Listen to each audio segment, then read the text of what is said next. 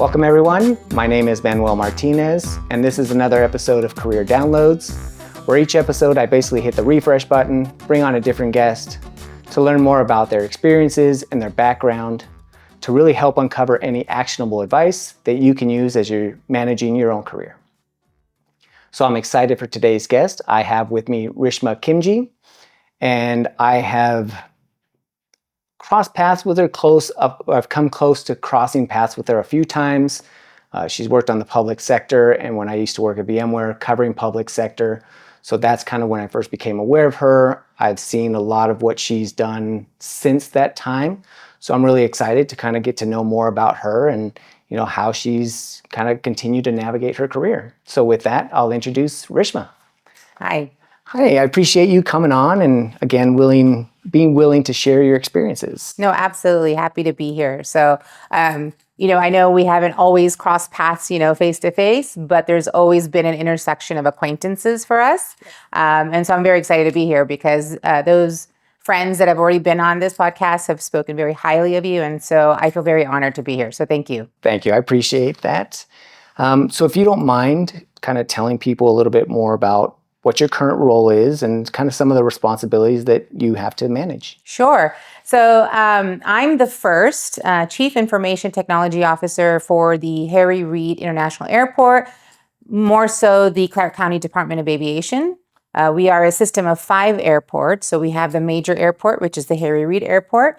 And then we have 4 general aviation airports. Those are our non-commercial airports. So like the Henderson Executive Airport, the North Las Vegas Airport, Overton and Jean. And so we have these great airport systems that allow all of our guests and visitors come into Vegas. And the fun thing about it is I manage all of the technology that surrounds the passenger experience and the airline-airport relationship. So I make sure that the planes are able to come in and the planes are able to go out, that our guests have a easy and seamless experience while they're at the airport. But my team, which is a fabulous team, I couldn't do, in fact, I don't do much. They do all the hard work, and I appreciate them so much for that because I have such a smart and dedicated team.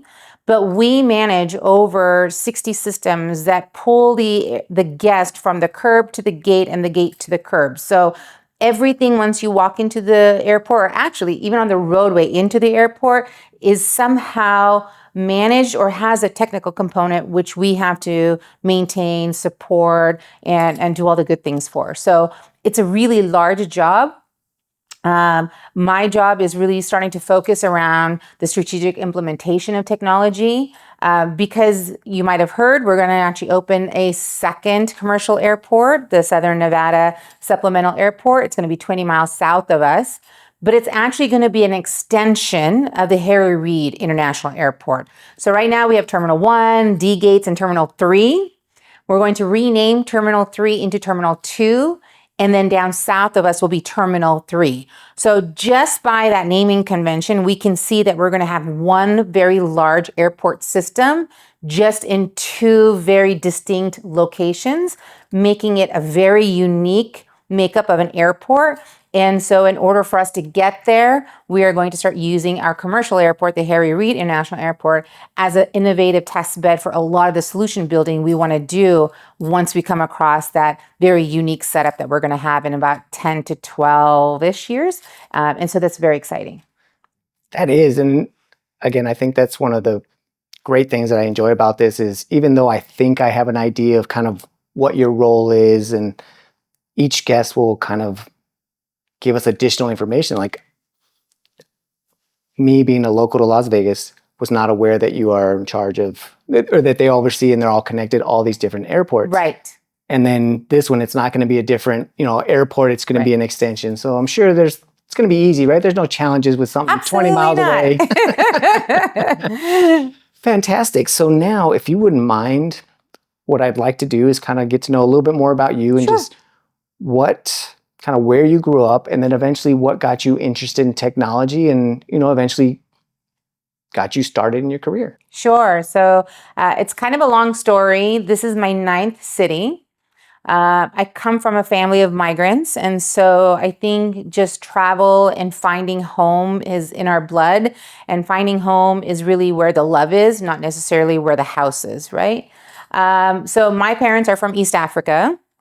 They traversed over the ocean, landed in Canada, and actually met in Canada, got married there.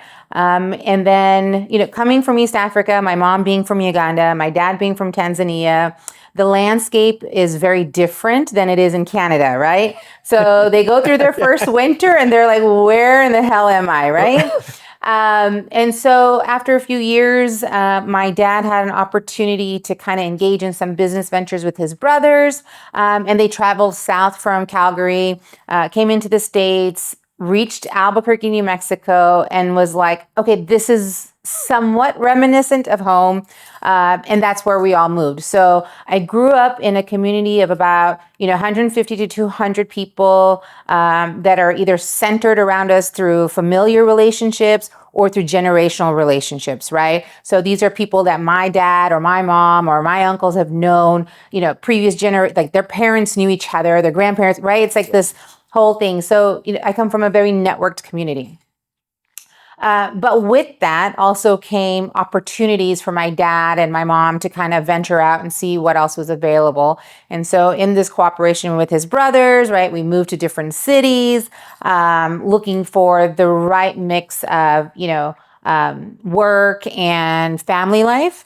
My parents, workaholics, but I mean, if you think about it, those immigrants that come in are always looking for the better opportunities for their children, not necessarily themselves, right? So they center themselves around being very, very strong workhorses, if I can use that term. But my parents worked their butts off, and so we moved a lot. And then once I graduated from college, I had already been to 4 or 5 cities by then, but then I moved to New York City all on my own, got a job at IBM, 9/11 happened, moved back to Albuquerque. And then from there, just started building my career a little bit more and more and more. Got a job in Reno, so moved to Reno, then to San Francisco, and now here. So 9 cities later, I've figured out some of what I want to do with my life. I don't think I'll ever figure out where that, that pinnacle will be. But it's been an adventure nonetheless. I don't see challenges as negatives. They're opportunities where you can either figure out which direction you want to go in. I'm a big proponent of change and chaos. I think in chaos, sometimes you find your gaps, and that's where you can really focus on enabling change. So that's a little bit about where I come from. So I think just being in those different cities, going from small cities to large cities, back to small cities, having a large family network, having a large community, has given me opportunities that I don't think I would have had if I just stayed in my own little center. And I noticed a lot of similarities in kind of our stories, really. Same thing, my parents and my grandparents, immigrants, and kind of building that community. Yep. They work hard for the next generation, Yep. right? And I think one of the qualities that I've seen, and again, this is just primarily through like LinkedIn posts, is I can see kind of like that giving nature that comes from you. And even, you talked about your great team earlier. You can see that you appreciate and that's important to you, not just, hey, how can you help me accomplish my goal? But it's, how can I help you? How can we kind of uplift? And I'm assuming a lot of that comes from kind of the community structure that you came from. Yeah. I really believe in the saying, right? A rising tide lifts all boats. When you can center and focus on one piece of the problem and find the solution that elevates that solution building process, you're eventually also going to be elevating other things around you. And maybe it's not even just trying to figure out a problem, but when you can find success for someone else, that success is going to radiate to their community and it's going to lift them up as well, right? Yeah. So for me, my success can't be anchored with just me, because then I'm going to be stuck flat, right? That's what anchors do. They don't let you lift. Right. So if I only anchor my success on myself, then I'm never going to bring those around me up as well. And then that's just not building equity in your systems, right? And the goal to humanity is to ensure that we have justice and equity. And if we can center our mission around that, then I think we have an opportunity to not just help ourselves, but help others around us. Because, there's always the economics of wealth building. And if you look at it from the practical point of it, right, is that when you start building wealth, you can also build others' wealth, right? By giving back into the system, the feeding of that dollar, right? It allows this feedback cycle, this loop that allows others to do the same. So not only is it based in economics and its real world experience, it's not this philosophical thing of help others and they will help you. It is something that is proven that by lifting yourself up and giving that energy back to others, you are going to lift them up and you are all going to rise the way you need to. And so why wouldn't you do that? Right. No, that's awesome. And I love that idea, that mindset, and then the fact that you don't just talk about it, right? Yeah. You're actually living it. Yeah. So kind of going back, you talk about, your parents, the migrants, and then having moved around, and I've talked to a number of people that have had similar experiences. Yeah. Did that make you open to kind of venturing out on your own? And what led you to New York and eventually kind of working at IBM? Like, what drove that passion to say, okay, it's time for me to, focus on myself and kind of start to build my own career? So a lot of that I will actually attribute to my parents. So my parents are very non-traditional in the sense that a woman in our culture is not just meant to be at home and have babies and raise a family. They can do that for sure if that's the choice they want to make. But my parents really centered education and higher education as part of my life trajectory. And so it was expected I would go to college. It was expected that if I wanted to go beyond college and get other degrees, I would do that, right? And so when I graduated with my bachelor's, the first thing I did was I was like, I don't want to be in Albuquerque anymore, right? This is too small for me. I had the itch in my veins to get out and do something. And I had a couple of friends in New York City and I just went for it. I packed my bags, worked for a summer, saved up some money and bought a flight and took off. My dad was excited for me, but that was the first time I've seen him cry because I think he knew that I was really entering adulthood at that point, right? I was no longer the little girl. And my mom was just like, you want to do it? Then do it. Go. There was no, think about what's happening. What are you going to do? It was like, you want to go? You know what to do. Prepare yourself and get out there. So I was really fortunate that I had parents who expected more from me and more for me than what was the cultural norm. And so I was able to kind of break the chains of legacy with that. And so I moved to New York, met with a few people. I had been there earlier for an internship with Merrill Lynch. So I had built up some networks and things like that. And through those networks, I got a job through a consulting firm with IBM. So it's an IBM firm, but it's a consulting firm. These large conglomerates have these things. And so I actually got to work on the Lucent contract. So I'm really dating myself here because Lucent doesn't even exist anymore. But they were a phone manufacturing company, right? And they split up into Avaya and all that kind of stuff, right? So this huge history back in the early knots. Is that what we're still calling it? Right? So got the job, helped them build the first online warehouse. So I was a junior programmer at the time. So it was my job to go in, check the code, a lot of QA testing on it, right? Fixing a lot of the low-level priority bugs while the big ones were done by the development team, and just making sure that we were staying on track and all that stuff. So part of a big team. And it was my first real adult job. And it was so exciting. And I think even then I realized that I don't want to do just this forever, but I don't know where I want to go, but I don't want to do this forever, but this is good enough for now, right? And so I just settled into it. And then 9/11 happened and that changed, right? The whole world, just changed the world. And a few months later, my dad had a heart attack.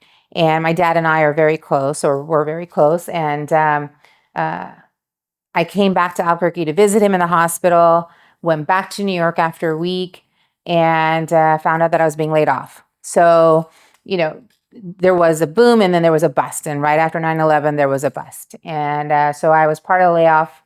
And again, that was just another way of the universe taking care of me, because I got to travel a little bit.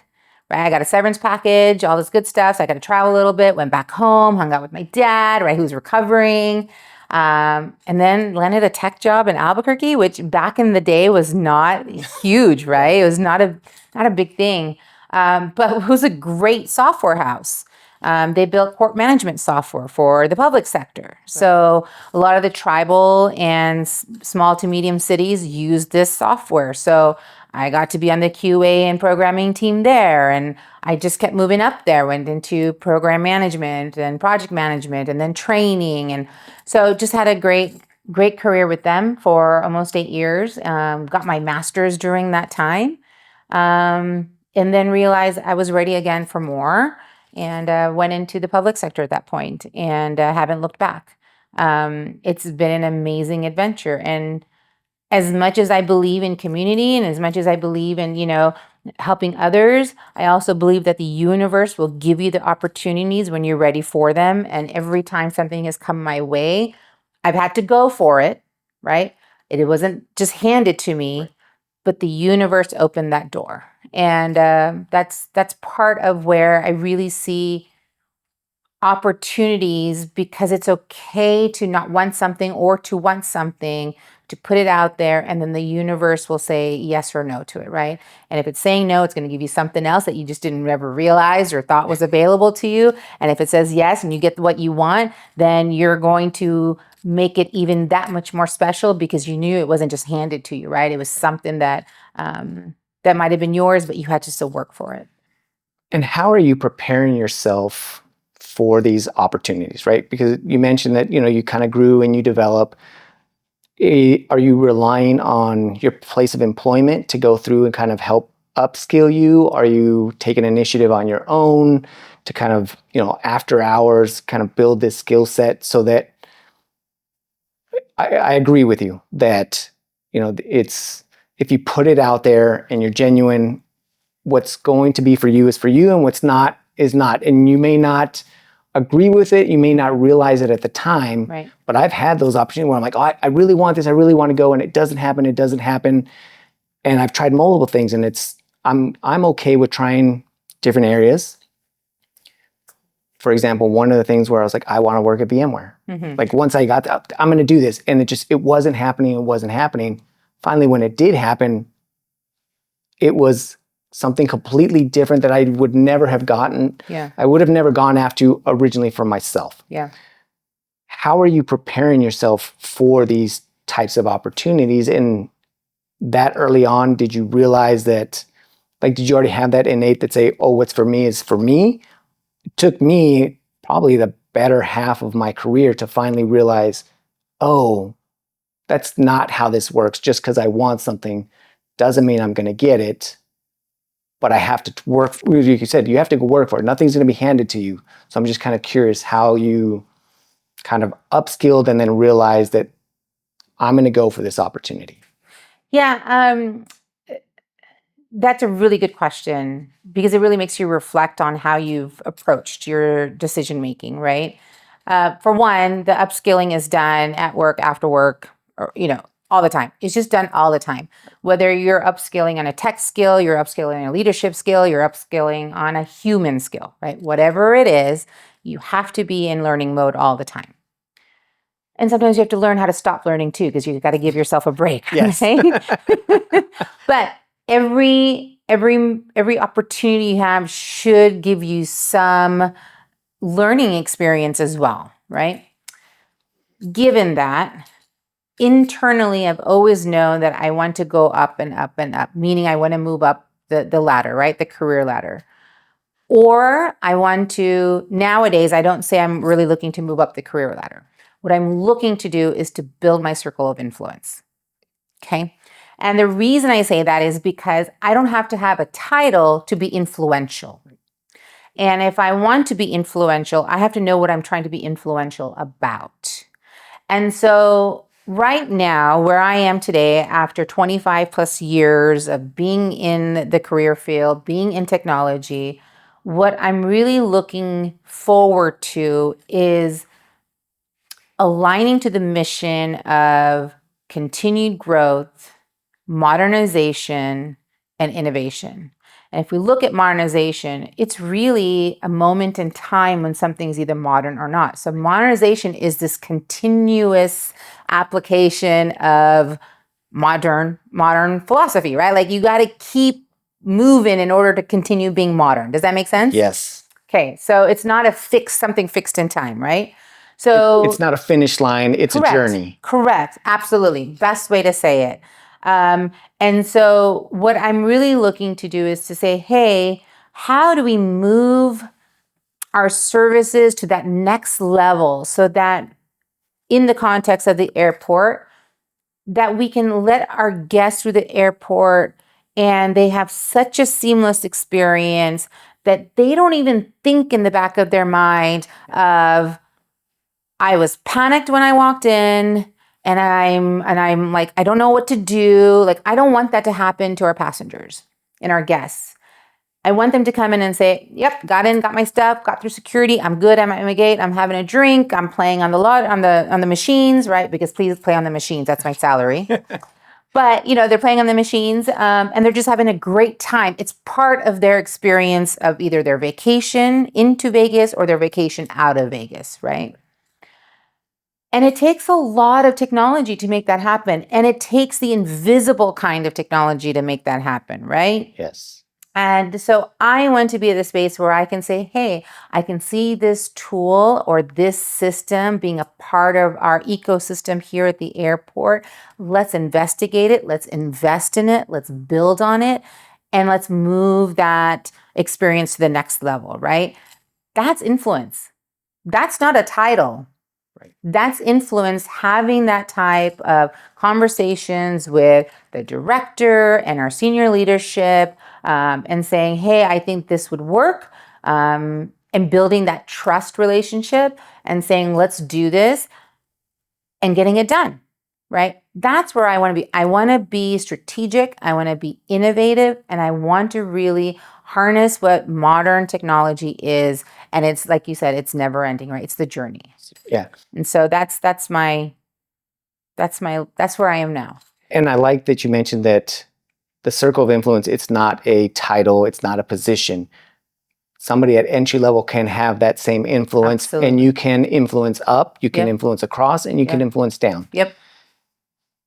That mindset to try and go through and, I've talked to different people, and sometimes the misconception is that just because something is new and modern and innovative, like we need to implement this, but it sounds like you take the approach more of what's going to be the end benefit, right? Like you have an end, I don't want to say an end goal, but again, your customers, the travelers, they're the people that you are really looking for and trying to, again, make technology work, but make it invisible. Right. As opposed to, if it's not working well, I can go to the airport and like, oh, they tried to scan my badge or, my ID, it didn't work. And, the wrong gate numbers are being posted. Like they lost my bag. They lost my bag. All those things. Yeah. How do you go through and develop kind of the idea or that mindset to say this, yes, I like technology, but I am more interested in how that technology is going to help at the end of the day, the end customer. Yeah. So, one of the things that I think I learned later in life was that when we're implementing a technology or implementing a solution, because a solution comprises of workflows and technology and all these other things, right? A solution is not always going to be just a new tool. But what I learned later in life is that it's not that we're looking at what's the latest and greatest. What we're looking at is How do I make that customer that much more independent and autonomous for their decisions? And if I can make them more independent and I can let them, and they feel reassured that the decision they've made is the right one for them, then I can do that with any packaged technology. It's really the experience around it that makes the technology worthwhile or not. And I don't know if that always makes sense. I think it's something that you have to dive into what that means for you. So for example, let's use the airport again as an example. You walk into the airport, you go to a kiosk and you want to get your boarding pass and you want to get your bag tag. And so you go to the kiosk, you do all the things, you get a bag tag, you walk up to the agent to deposit your bag, and you put it up on the scale and they take it, blah, blah, blah. Easy enough experience, right? Could we have done that different ways? Could we have done it with maybe not a kiosk, but maybe some other technology that's out there? Or, right now the evolution is to going and just doing it on your phone, right? Could we have done that different ways? Absolutely. And we can see that at other airports. So when we dig down into it, the airport here in Las Vegas is what we call 100% common use. What that means is we use a type of technology that allows the airport to have better control over the space at the airport. You go to another airport, they might be a hub, or that airport might have leased or owned spaces by an airline, right? Now, when you have that business model, your technology is going to be a little different because, one, the airport might not own it. It might be an airline-specific tool set because the airline has that area, right? But here at our airport, that's not our business model. Every piece of technology at the airport belongs and is managed by the airport.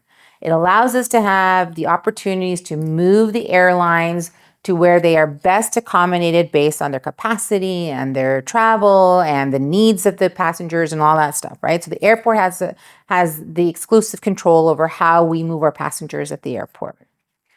So I use a technology that's different maybe than other airports. It might look the same to you. It might not have a different experience.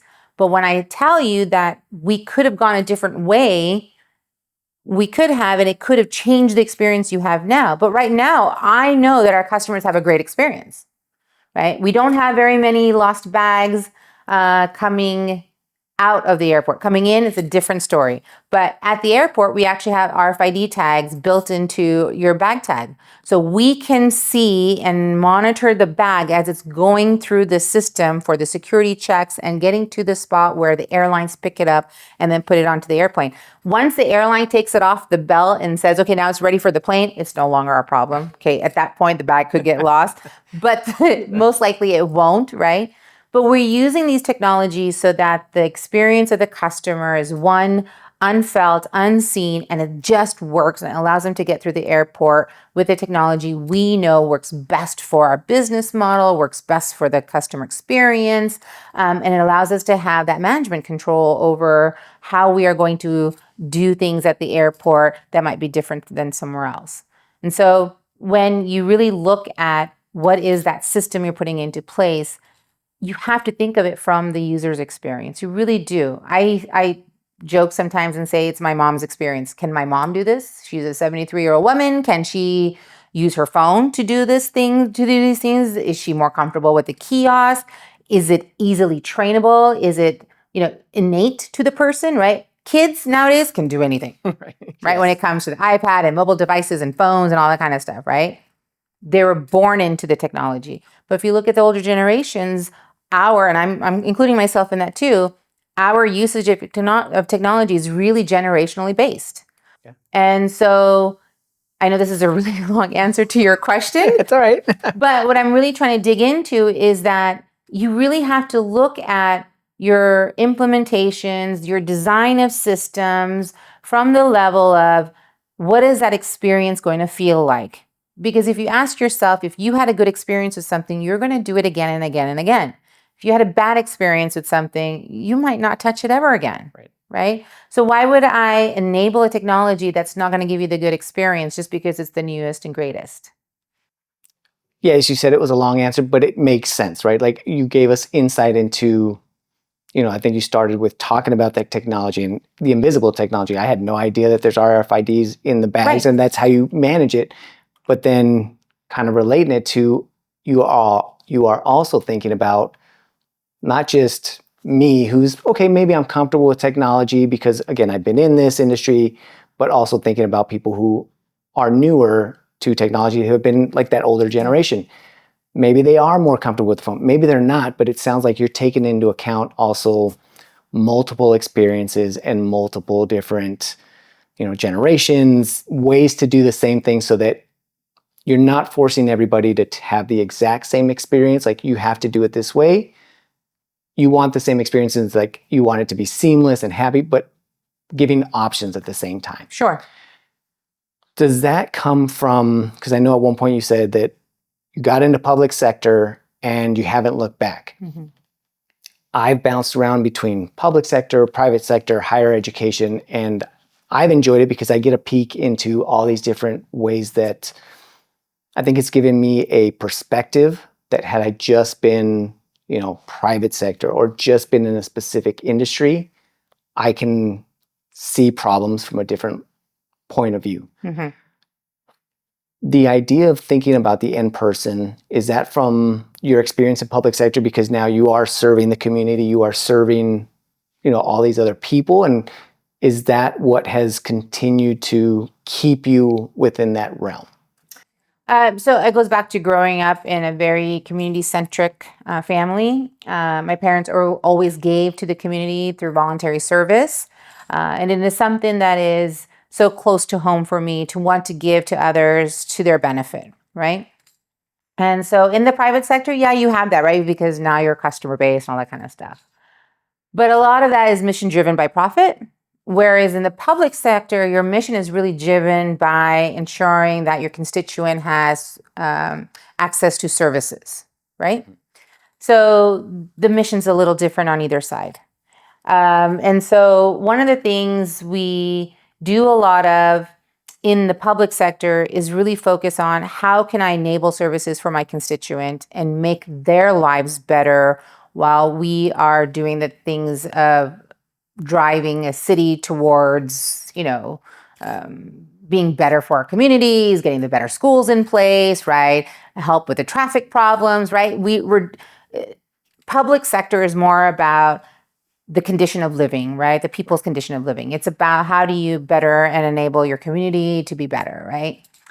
And so I think being in the public sector and really engaging in voluntary service from a young age, I feel like when I'm able to give back and I can make someone else's life better, then that goes back to the rising tides, right? I'm lifting up everybody's experience and just enabling just betterness in our communities.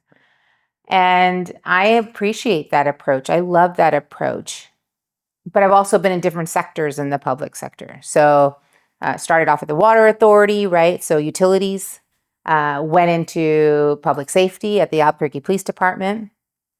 And then the city of Reno, right? Managed the entire technology platform for a city. And then got an amazing opportunity at the San Francisco Police Department. And then, believe it or not, I was recruited for the position at the airport. I talked to my husband and I was like, I don't know anything about an airport. Why are they asking me to apply for this job, right? I'm fine here at San Francisco. But my husband was still in Reno. I was in San Francisco. So, we had this interstate marriage. And so we were kind of thinking, what do we do, right? San Francisco is expensive. Let's just be honest. Right. Yeah. And so anyways, he was like, well, apply for it. Well, you never know. Like, why are you like discouraging yourself on this, right? Lesson number 1, stop doing that to yourself. But yeah, I did it, right? And so I followed the link and applied for it and went through it. And I come to find out later there was 100 plus applicants. I came down to Vegas for a 2-day interview event. And in the end, I got the job. No airport experience. But the one thing I did have is technology experience and leadership experience, right? Technology is technology no matter where you go. But I also had the leadership and the customer service focus And so that has really enabled me to succeed, I hope. Hi, boss, if you're watching, to be really good at my job. And so I think I've enjoyed giving back, and that's why I really enjoy the public sector. And you mentioned you have that leadership experience, and you talked about it first. You're a developer, you're QA, and you're going and seeking these different opportunities. What was it that led you into more of a leadership role and made you want to continue there? I'm bossy. Okay, and then it could be as simple as that, because again, you can still have the level of influence, right, without being a boss or just being able to kind of set the direction. Like there's nothing wrong with saying, I want to be the person that sets the direction, right? Like I have that level of, not just influence, but authority. Yeah. Is that, I guess, what was the turning point that made you want to go that way? Because I've been there, and most people have. So my experience was, I thought, I want to go into the leadership route. Yeah. After doing it, not that I had a bad experience, but at the same time, I missed the individual contributor role and started to realize, well, I can still have influence. I can still set direction. Yeah. Maybe I don't have the final authority. Right. But I can still make impact. Sure. And decided that maybe not management, but kind of move up, but still be able to have influence. Yeah. What made you direct and say, I want to go this way and I want to continue in that direction? So, I've had some great bosses throughout my entire life. I've been very fortunate to have good mentors. And honestly, it comes down to seeing the way some of my bosses did work. And either I wanted to emulate that and say, hey, I can see your drive and your focus, and I can see, from today to 3 years down the road, what your vision is and how you're going to get us there. Or I can see, I think we're going to hit some road bumps along the way, and we may not get to the point you're trying to get us to in the next 3 years, but here's how I would fix that vision. And when I realized that that was a skill set to be able to kind of foresee where we're going to go and how we're going to get there, I realized that that is not just a part of being the circle of influence, but it's also saying, I'm going to direct the direction of where we need to go. And so I'm going to take all the feedback in, take that feedback, which is going to get us to where we're going to go, but I'm going to take the lead and get us there. And I really feel that I have been blessed with having that kind of a vision, that I know where we're trying to get to. We may not always go down the right roadmap, but I can see the pitfalls before they happen, kind of. And so I'm really good at course correcting. I'm really good at pivoting. I'm really good at saying, hey, why don't we go this way instead? And I think at some point, those kinds of decisions are only really made when you're in the leadership role. Yes, the circle of influence allows you to generate enough data and sentiment about where we're going.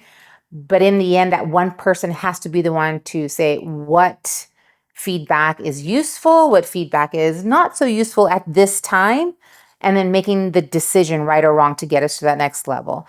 And so I wanted to be the decision maker. I wanted to be the one to say, this is how we're going to get to that next level. This is how we're going to go to this is what the next 3 years are going to look like. And you can only do that in a leadership role. And you said that you started to see that that's a skill set that you could develop. Yeah. How did you develop that? Because I don't think that that's something that you can just say, well, I'm going to go buy this book or I'm going to watch this course. I mean, sure, there's things that can help supplement. Yeah. But something made you realize that this is a skill set. I have it. I have the ability to improve on it and continue in that direction. Like, how did that come about? Like, I'm curious. I think it's something where it is something that I think you can refine over time. I think if you can start mapping decisions and you can start saying, if I go this decision, I will land in this spot, or if I take this decision, I will land in this spot, or if I take this decision, I'll land here. If you are the type of person who can map things out, who can take the detail, very fine, minute details, and then see upwards from those details to the larger picture, then you can be this person who can see where we're going in the next 3 years and what we're going to do and how we're going to get there.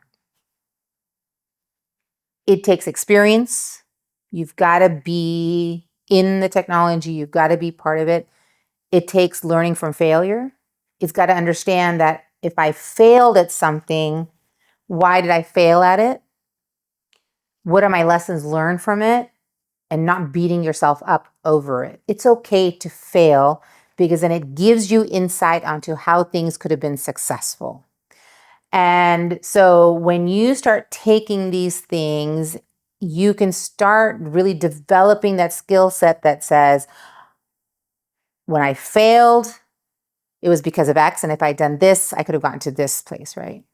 I kind of attribute it back to playing Monopoly, right? It's like, how do you get away from not, paying the $200 or the 100, whatever it is? Right. I'm talking inflationary prices, might be 1,000 now, who knows?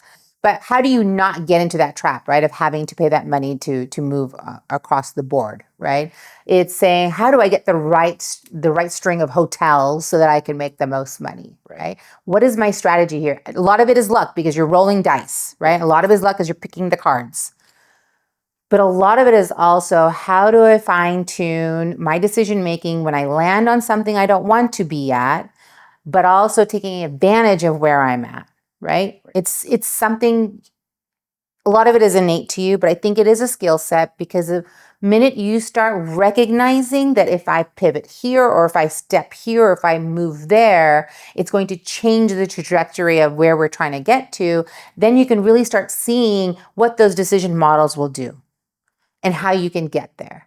And then you can start using that to your advantage and saying, hey, as a circle of influence, right? As being part of the circle of influence, hey, boss, I think if we do this, we may not get to where you want us to go. And I can see some pitfalls. Either it's we didn't put enough customer training into it, we didn't put enough testing into it, or we're just not picking the right modules, right? There you are able to start being part of your circle of influence.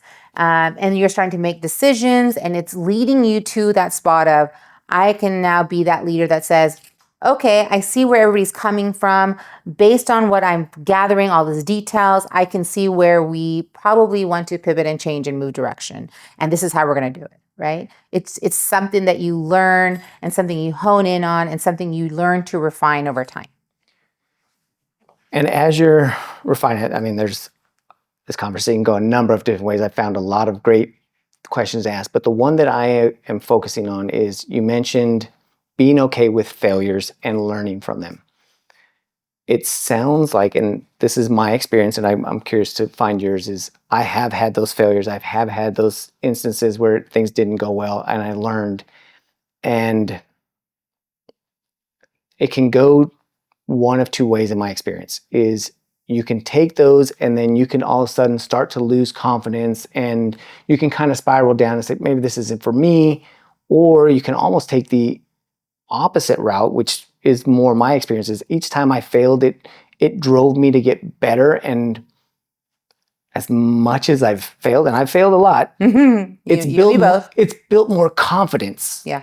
So I'm just curious, is that kind of what you're seeing? Because you sound open to saying, hey, yes, I've had these failures, but then I can also see that as you're learning from that, you're gaining confidence to say, okay, I messed up, I take ownership, now I'm going to change it different, and you're going to start to make better decisions over time, right? Right. You start to fail a little bit less. Now the failures could be bigger, so that could also be something that you're like, ooh, I'm moving up. Like, I'm the CIO now for the airport. Like, if I make the wrong decision, it could lead us towards, I don't want to say catastrophe, but it could be the wrong way. Right. So how did you handle that? And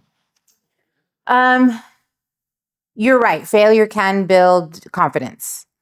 Because for me, what I've also really relied on is having options. I really believe in plan A, plan B, plan C. And I remember talking to somebody about it. I was like, yeah, if plan A doesn't work, I'm going to jump to plan B. And they were like, well, why do you have a plan B? You're already expecting plan A to fail. And I'm like, well, that kind of makes sense. Why do I have a plan B? Like, I should just have one plan, stick to it because I know it's not going to fail. Right. I'm stupid if I continue to believe in that, because at some point that one plan is going to fail. How am I going to cover myself when that happens? So I truly believe that you should have options in place. You should have different directions available to you based on whatever happens. Not because you're expecting the first thing to fail, your first option to fail, but because if it fails, you know how to correct it in a timely manner without causing destruction or catastrophe in your situation. Okay? It's your failover. Okay. It's your backup. It's your disaster recovery. Those are options B, C, D as well, right? Because it's the option of what happens when your normal daily activity doesn't work. Right. And if you're not planned for that, reality is going to give you a swift kick in the butt. So I truly believe that if I fail, I really don't want to call it a failure. I want to call it a course correction, because something has happened, whether it was it's something we didn't realize was going to happen. It is a characteristic we didn't know about, or it's a requirement we just didn't gather. Okay. And so how do I course correct at that point? We saw that this isn't moving us in the direction we want to go. We didn't make the right decision. How do I course correct that so I can at least get to my end goal, whether it's by executing plan B and plan C, or it's scrapping the whole thing and saying, how do I start from scratch because I have an opportunity to go back that far, right? It really is, you have to start evaluating risk at that point. What is the risk? What is the reward? And if you don't have your options in play, then you're never going to learn from when that option did not succeed. So for me, it's not just necessarily failure. It is being able to say, okay, I messed up and I'm going to course correct and fix this. And because I did, I learned something new that I can now put in my toolbox for the next time. So when we come across this again, whether it's at this agency or another agency, I can say, hey, I can, pull up my cache memory and say, I remember this, and then be able to apply that solution building into that first option at that point, right? It's not going to be in plan B and plan C anymore because I know it's going to work at this time. And then that might not work again because something else might happen, right? So it's just having these options available to you. Now, you can take failure as a hurtful event, and it hurts your ego, it hurts your pride, but it doesn't hurt your intelligence. And I think people need to start really looking at and separating from themselves as to what is my ego and pride, and really what is my tool set of knowledge and experience. Yeah. And if you fail, it can hurt the ego and pride, and let it for 5 moments, whether it's 5 days or 5 months, but let it just be 5 moments, and then switch it to, now I've learned and I have new tools for my tool set when it comes to my knowledge and experience. And that's really where your confidence comes from. Your confidence should not be tied to your ego and pride. Your confidence should be tied to your experience, your knowledge, who you are, right? That's where your confidence comes from. It's the good things and recognizing those good things. And failure isn't a bad thing. It just meant that option didn't work. What are your other options? And I love the analogy you did of the backups and things like that. That's where I was like, oh my gosh, that's really it. Is I don't expect production to fail, right? It should work. I've designed it. It's going to work. Now, that doesn't mean it won't, but now do I have a backup? Do I have a failover? Do I have these other things in place? And when that failure does happen, right? Because systems will fail. Yeah. Okay, I can pivot, to kind of use your word. It's not, hey, I'm changing, you're course correcting, you're pivoting, whatever it might be, into this failover to my backup, and then you're learning from it. Okay, this failed. Why did it fail? Okay, we have another plan in place. Again, it's a temporary plan until you now course correct and say, okay, option A didn't work. We had to go to option C. This will work for now, and now I've got to come up with my new sets of, okay, how do I come up with a new option A and probably have 2 or 3 options to evaluate? Right. Wow. I love that analogy because it really, to me, and most people in tech, hopefully that's the way they see it. Right. It's just like, oh, you're setting yourself up to have more options. You're setting yourself for continuity of business, right? Continuity of operations. And that's really What it comes down. what it comes down to, right? We can't let services stop, especially in the public sector, right? What would happen if our traffic monitoring system went down? I mean, there would be chaos, right? Now the stoplights would work, and we would just be like, we think traffic is bad now in Vegas. Can you imagine what would happen if our management system died, right? Like, we can't do that. So so translate that from the tech speak into reality and life speak, right? What are you going to do to enable yourself to continue moving and operating in your life as the authentic self that you are? And the way to do that is to know I have options in life. Just because one thing didn't work out for me doesn't mean nothing else is going to work out for me. Oh, agreed. So I guess this is a good way to kind of transition into, you've moved into these different roles. How are you evaluating when it's time to move on to the next role? So, for example, when you talked about the airport, sure, you have your husband, there's a human element to making these decisions. How do you go through and evaluate? So I'll tell you, for me personally, it's been growth. Mm-hmm. Some people have gone through, and again, everybody has their own experience, but to me, once I feel that I've probably not mastered it, but I'm not getting the challenge that I have in a specific role, for me, I can tell that it starts to affect my family and just, I'm not happy, and I start to pivot into, okay, maybe it's time to look into something else. Maybe it's the same role at a different environment. Again, going from public sector to private. Yeah. Maybe I want to try and move up a role, something completely different. Like at one point I thought I wanted to do networking. Turned out that's not for me. Yeah. So how do you go through and evaluate your different options and pivot within your own career? I think the first thing is when you start not learning anymore, it's time to move on. Right? If you're not learning anymore, everything is monotonous to you. Getting up in the morning is just a struggle. It's time to move on. And I'm not saying move on from the organization either. I'm saying maybe it's just move on from that role and find another role that is better suited to you. There's two ways to move on. One, find another job at another organization where you know that you look at the job description and you're like, oh, this is going to teach me how to do business analysis. I don't know business analysis, but I know how to do analysis. I know how to gather requirements. I really want to learn and take those skill sets to the next level. I want to go for this job, right? Or it's, hey, I'm not learning anymore in this position and I really like my organization.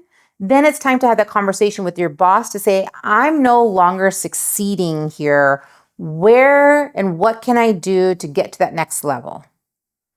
And that boss, hopefully, is a good boss who really wants your success, really wants you to be successful in the role that you're in. Will say, let's look for another skill set that I can develop for you, that I know that your current skill sets will enable you to learn from, and let's move you there, right?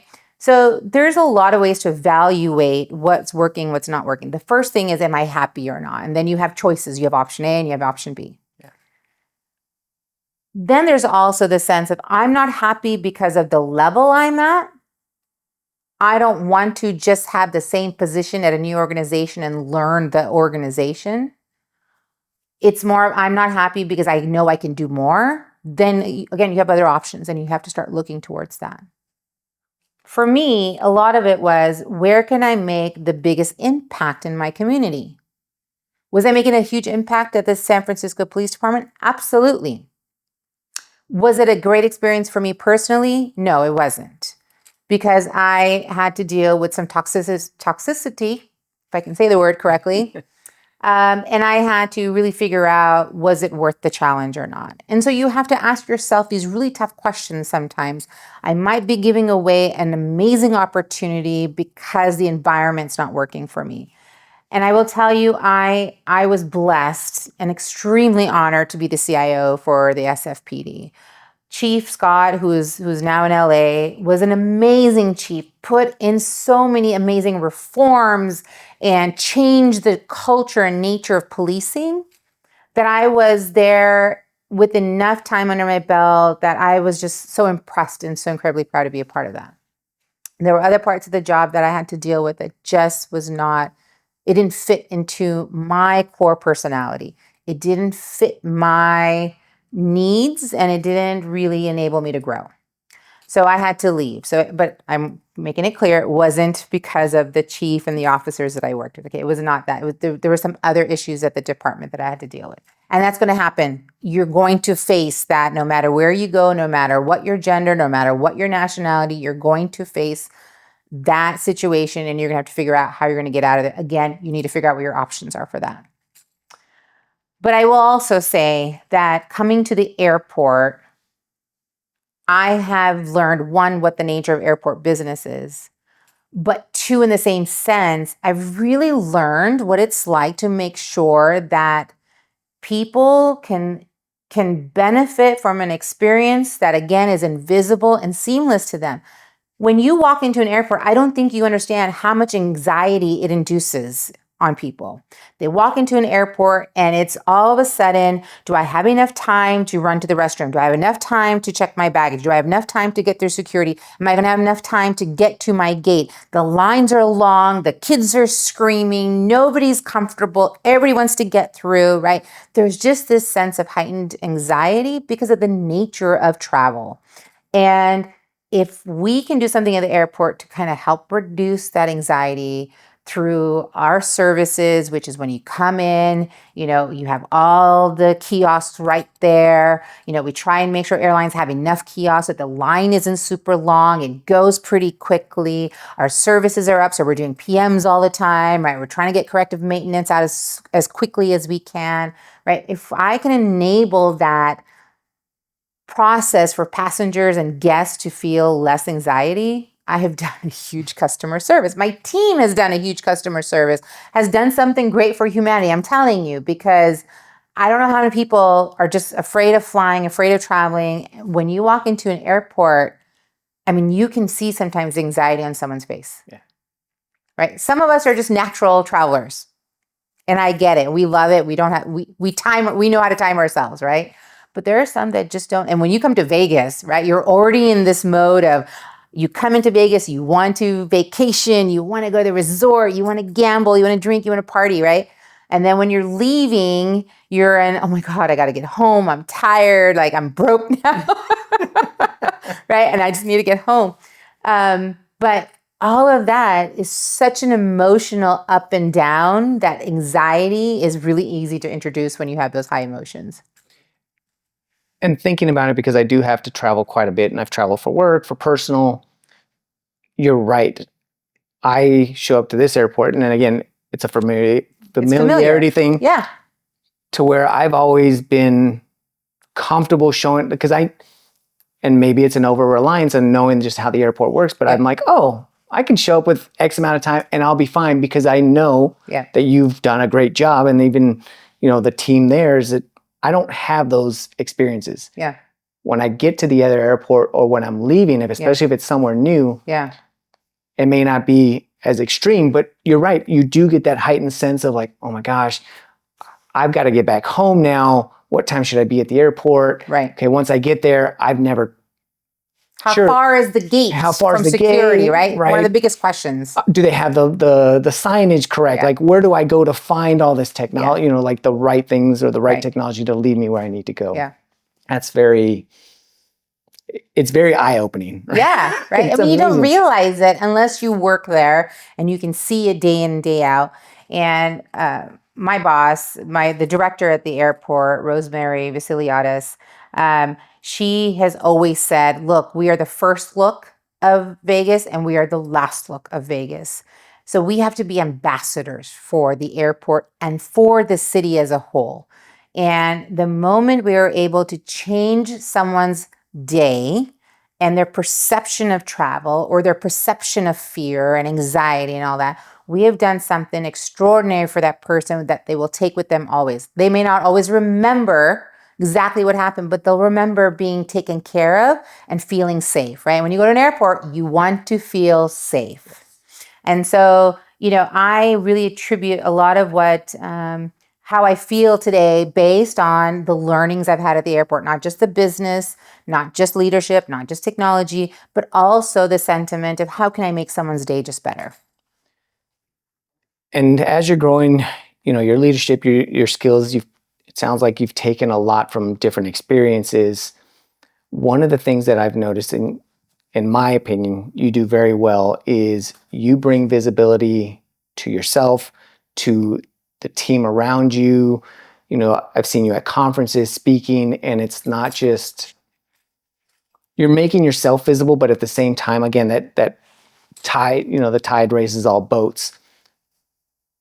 What made you start to and I'll be honest, I don't know at what point this started, but I do see you speaking at different events, leadership, you get asked to speak. Is this something that you're actively seeking out? Is it just from you being more visible? Like, if somebody is looking to kind of grow their influence and grow their career, especially in this day and age, I think it's very important to become visible. If you're just a resume, a piece of paper, it's hard to convey who you are. Mm-hmm. You had at the time of this recording a post that I think was very timely in that you talked about how, there's AI, there's all these tools, but how do you use that technology to quickly summarize so that someone who goes to your site and can see not only your experience, but who you are as a person, Mm-hmm. How did that come about? And, kind of what would you recommend to somebody that might either not be doing it or starting to do it? Like, how do they continue to, build that skill set? So for me, to be visible and to gain that visibility, it's something that's happened for me and with me over time. So look, the higher you go the career ladder, the more your name is out there, right? A lot of times it's based on, how great the services were that you helped develop at the city or at the police department or at the airport. And those are great accolades. And I love having the accolades, right? But did not do it all on my own. What has happened, all the good things that have happened at the different organizations I'm at are done by really smart people. And I have to give them the credit for what they have done. I remember being that peon programmer, right? The tester, the project manager, the business analyst, where something went really well. We did this great release. It was, in the public's eye, blah, blah, blah. And the boss saying, oh, I did this great thing. There was no cherishing of the team that did the work, right? There's always going to be one face to the product and to the delivery and the implementation. Great. That's why we have all these great people in our environments, right? In technology world, right? You have all the CEOs and CIOs and all that kind of stuff. But what I made, the decision I made early on was when I get to that position, I'm not going to do that, because what I've learned is I became that person that says, I'm not happy anymore at this organization. And I then used my options to go somewhere else, because I knew I wasn't going to get recognition for the work I've done. And I'm not looking for the public recognition. I'm just looking for you did really great. Look at what we produced. Yeah. Right? We all are deserving of that gratitude. It's a piece of humanity that I think sometimes we forget to give to others, which is appreciation, gratitude. It's a type of affection that you give to people you respect. And that's where I've realized that when something happens, it's thank the team, honor them, know that they are smart people, because for one, I'm going to surround myself with smart people smarter than me, right? Because those are the people doing the work. And two, it's going to lift the boats. It's that rising tide. Not only do I look good, right? Because there's always that little part of the ego and pride, right? That says, hey, I want to look good too, right? So not only am I going to look good, but everybody else around me is going to look good and they're going to benefit from it. So the visibility piece is not just for me. I want it to be for me, but not just for me, right? So when I go and do these talks or like talking to you today or, at RSA or the different conferences I've been to, HP, right? All these great places that I've been to that I've been so honored to speak at. I realize it's just another opportunity for me to brag on my team. And I think that the more I hype up my team, the better we are all for it, because then they really know that I appreciate and adore them and thankful to all the things that they do. And in the public sector, I can't give you a raise, but I sure as hell can give you the respect and gratitude you deserve. Well, and then not only that, but I'm sure that you're doing it, if you're doing it publicly, I'm going to take a guess that you're also doing it privately with them. You're giving them that gratitude and that appreciation. Yeah. But the fact that you're also doing it publicly, again, public sector, you can't give those raises, but now this is giving those people the opportunity to get the recognition that they deserve. And it might even be just something as simple as within their family, like, hey, you know what? I saw this thing where Rishma talked about all this technology. I know you work at the airport and I didn't realize all these things that you're doing behind the scenes. Right. Like, so now they're getting recognition, even maybe within their family, their friends, that type of, again, that visibility and just bringing that awareness to now they feel a pride in saying, yes, she's thanking me. She's bringing a part. She's bringing visibility and awareness to what I'm doing. Yeah. And other people are also saying, wow, that's pretty cool. I wasn't aware because, like I said, even me, I wasn't aware of all the technology. I know that there's bits and pieces because I have helped support, from a vendor standpoint, the airport. So I know some of it, but then there's a lot of it where I'm like, oh my gosh, I didn't know that. Right. So now you've answered a lot of my questions. I know that we've gone through different timelines. I want to make sure that I give you the opportunity to talk about anything that maybe I haven't asked. I know I've kind of bounced around a lot, but again, there's a lot of good nuggets. So I'm like, oh, now I want to go back. Now I want to go forward. So thank you for that. But is there anything that you want to cover that either I haven't asked or something that you think is of importance? Yeah, a couple of things. So one thing I did not answer was the use of AI, right? Okay. And how we can center that in our lives. When AI first came out, I saw a meme and it said, I want AI to do the dishes, not create my art. And I was like, that kind of makes sense. And so when I look at AI, it's not just artificial intelligence, it's augmented influence. Not intelligence, it's augmented influence. I used to say augmented intelligence because I was like, it's really adding on to what I know.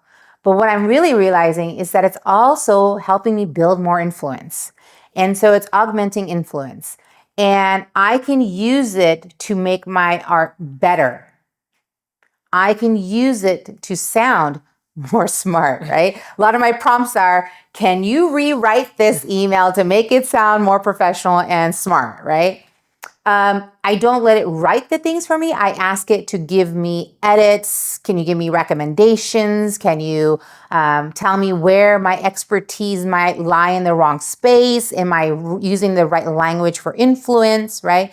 Because what I've noticed is that AI is really the tool that's going to make us better if we use it for better.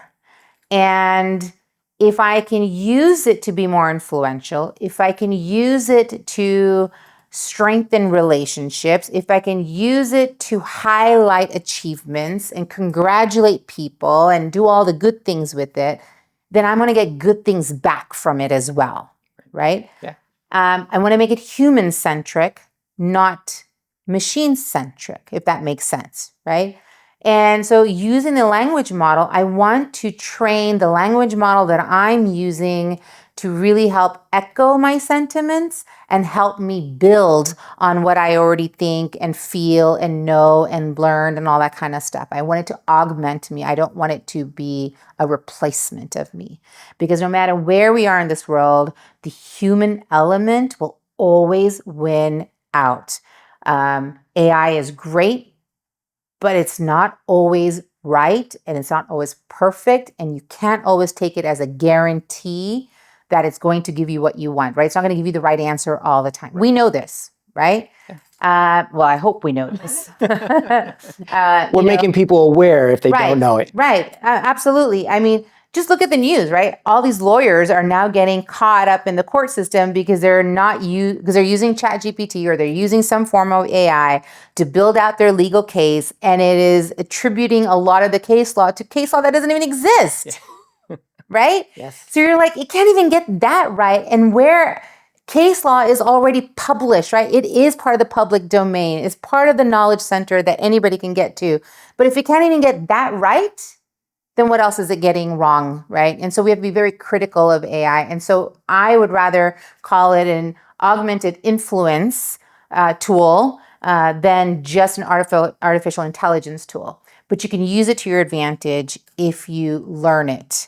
And I'm not just talking about the large language models. I'm talking about the machine learning, the data analytics. The automation is huge, right? If we can automate the monotonous things in our world, then we do have time to do the art we want to do. It may not wash my dishes, but it sure as hell can read through, highlight, summarize, and give me suggested replies to emails to people whom, one, I want to communicate with on a frequent basis, or I don't want to communicate with on a frequent basis. It can help me do my scheduling, make sure that I don't have, overlapping meetings where I have to figure out how I'm going to clone myself to get there. Or it's going to say, hey, you have this meeting, but it's off-site and it's going to take you a half hour to get there, and you have a meeting button right up against it. Shouldn't we reschedule something to give you time, right? You're not always going to focus on those kinds of things in your daily life because it's become so routine and monotonous. But use AI to help you reframe the way you do that monotonous work. It gives you the time back then to do the art that you really want to do. And I love the augmented influence because you're right. One of the things that I've done is, as part of trying to improve my own knowledge, I'm reading books. And one of the things a book I read is called Smart Brevity. Mm-hmm. And it really talks about how you should go through when you're writing, being concise, and taking out unnecessary words. So I will go through and, as I'm writing emails, I already think, oh man, I've got this pretty laid out. Mm-hmm. It's similar to you. I'll go through, hey, take a look at this. Use the concept of smart brevity and tell me where are the areas where I can improve this, because there's going to be times where I may not have 10 minutes to have a large language model go through and edit this for me. Teach me so that when I'm under the gun because I have to help a customer because there's a problem, I can go through, give them the information that they need as quickly as possible. Yeah. So yes, I 100% believe that you should be using it to make it more of a dishwasher so that, again, I can have it wash the dishes, or I can have it do a lot of these automated tasks and find blind spots. Oh, you're right. Yes, I have the time technically from here to here, but maybe this is on-site versus off-site. Yeah. The other thing is I think it can help you improve your knowledge. Absolutely. So I've been using it a lot I've tied it to a lot of AWS documentation. Hey, I'm trying to find this. Rather than me go through, I still have to go through and read it, maybe summarize it for me, but point me to where this document is so that I can go through, understand it, identify my gaps in knowledge. Sure. So again, to kind of continue building on. Yep. So you mentioned AI was one thing. Mm-hmm. What is the other thing? What are the other thing? Or were there three things I can't remember? No, sure, let's go through them. They're the human side of the world. So one is, I kind of touched on it a little bit when we were talking about opportunities and how we want to move up. And I will say that from the perspective of being a woman, I have always, I've been non-traditional in the sense that when I looked at a job description and I said to myself, oh, I can do half of that, I still applied for the job. There is a huge gender divide between how men apply for positions and how women apply for positions. And it's because the system is set up not to be equitable between the two genders. And unfortunately, it's just the way it is. It's systematic. We have to recognize that. I'm not saying it is a bad thing. It is a bad thing, but I'm not saying that it is a bad thing. What I'm saying it is something we can improve upon. And the way to improve upon it is for women to take notice of what they can do in that job description and still apply for that position. So I always tell people, when you're looking for that next opportunity, if you can do 30, 40, or maybe even 50% of what that job description does, apply for the position. Because a lot of the things on that job description is stuff you're going to learn on the job anyways. It is built that way, that you are going to learn this financial system or this automated people mover system or whatever, the CRM, right? It is something you're going to have to learn on the job, because one tool is not the same as the other tool, and everybody uses different tools. Yeah. Okay. But if you know what CRM stands for, hey, you're 50% there, right? You know the technical components of what a CRM is. Now to learn the flavor of that tool is something you're going to do on the job. So, look at the job description, ask yourself, can I do the bare minimum it's asking me to do? Can I do a little bit more than the bare minimum that it's asking me to do? Do I understand the concepts of this job description? And do I feel confident I can learn the rest on the job? Then you apply for the position. Don't wait till you're 80, 90, 100% qualified. It's never going to happen. You mentioned it's designed that way so that you learn it on the job, because the person that can fill that 100%, if they go into that role, they're going to be bored the next day. Exactly. Yeah. So you're right. It is meant for them to be able to grow into that role. And the other thing is, I had another guest that talked about, look at the things that you don't know and understand what skills you have that are transferable. Right. Right. And be able to articulate those and say, hey, sure, I haven't specifically dealt with the CRM. I know what that is, but here's what I have done that is similar to like a CRM. And definitely, like to your point, apply. But also don't just look at the specific skills, but what do you have experience with in something else that could apply? Correct. Awesome. And the last thing I will say is that, this world is made up of a whole bunch of different people. You are never going to be the best all the time. You are never always going to be welcomed into the rooms you walk into. But that doesn't mean you don't have value. Each one of us has value, and we have to exert that value for others to recognize it as well. Because if we are not going to, simplest terms, brag about the good things, then people are always only going to see the bad things, right? We have to be able to say, I'm really good at this. I'm really good at that. I'm really good at this. I'm not great at this, but can you help me learn those things? Can I be a part of your circle of influence so I can gain that experience, gain that knowledge? Because I'm asserting to you that I might not know that specific skill, going back to what you just said, but I can learn it because I'm a good learner, right? I'm observant. I can then, I can brag about the good things that I've done, right? And those are skill sets I can move into this, right? Know your value, assert your value. And now there's ways to do it, right? You don't have to be aggressive about it. You can be assertive about it, right? But toot your own horn sometimes. I think we forget to do that sometimes, where we don't acknowledge the things that we're good at. I do that to myself all the time, right? Where I'm like, am I good at this? Am I not good at this? Do I tell people I'm good at this? But I'm learning to be more assertive of my value. And I think the more we do that, the more we're going to recognize who we want to be part of our circle of influence and building community. The last thing I will say is build a community of people of like-mindedness to you. And that's where I'm getting the confidence to say, assert your value, to brag about yourself, because I have a community that I've built over the past few years where we are all saying the same things to each other, right? So that means we're all on the same level. We all have an understanding. We all know that, we want equity. We want justice. We want other women to be comfortable in their positions and in their communities. And we want them to excel and come to the next part, right? We're part of a community. You're an ally to us, right? We're part of a community where we're really looking at how can we as humans uplift each other, right? Find those people. Learn from them, grow from them.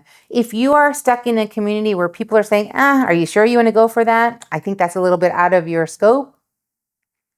Are they asking that? Are they telling you that because they know you enough? Or are they telling you that because they don't want to see you succeed?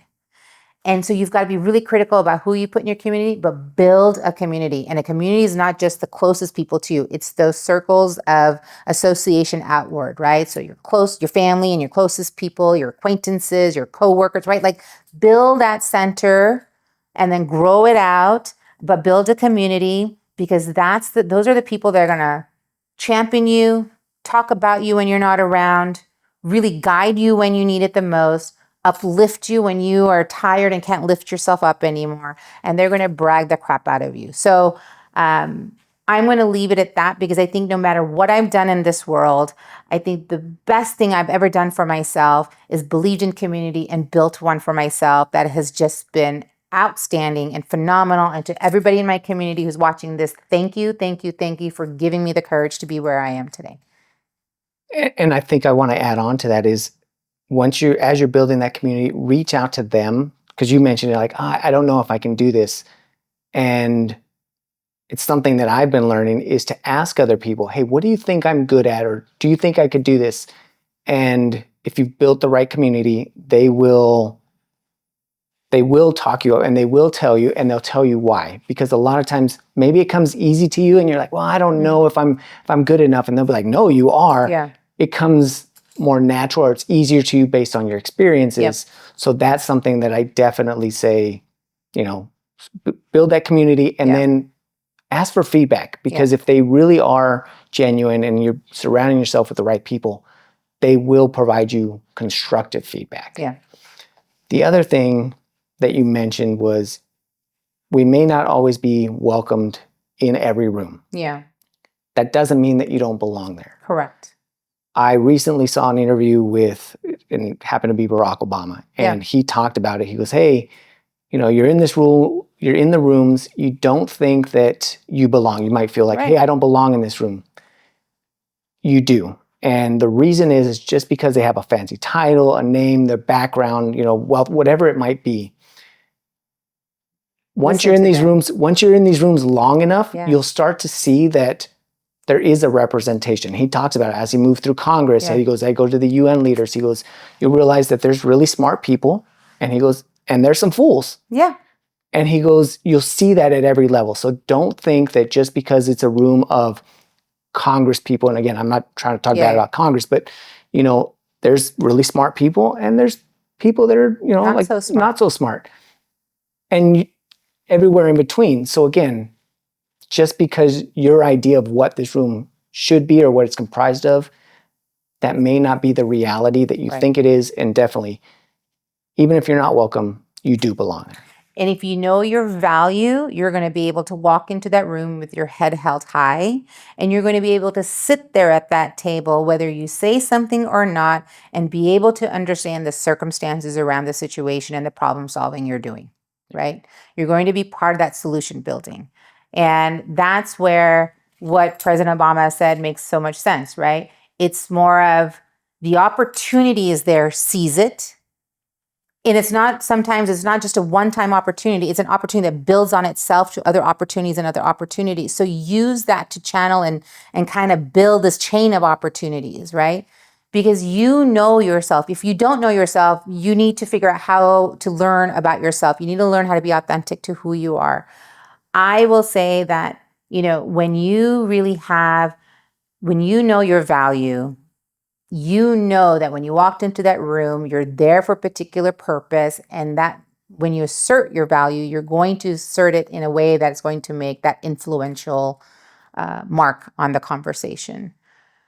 Right? The other saying that I love is, something around the fact that, if you want people to think you're smart, just stay quiet, right? Or, the opposite, right? Yeah. Like, you want people to think something about you're dumb, and you open your mouth and people really know you're dumb, right? Like, so I'm learning when to open my mouth, when to assert myself. But because I know my value, I know that when I do assert myself, it's going to be at the right moment, the right opportunity. I'm going to have the right level of influence in that conversation.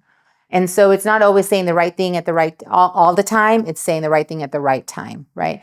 And so there's a lot that builds into value building. There's a lot that goes into it, but it all starts with confidence and knowing that you belong there. And then the rest you're going to learn and build, and you're going to have people in your community that are going to strengthen you and give you the feedback, and you're just going to grow and be better and better and better and better. And my hope is that to all the people that are starting out in their tech careers, you're not just looking at technology as a solution, but you're looking at technology as a pillar to a system that is a solution.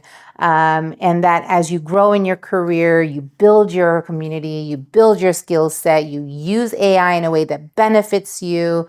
You augment your influence, and you know that the rooms you're in, you're supposed to be in. So, well, thank you for your time. I know with every guest, I always set probably a high expectation of how the conversation is going to go. And just like with you and everybody else, it's exceeded what I expected the conversation to be, how it went.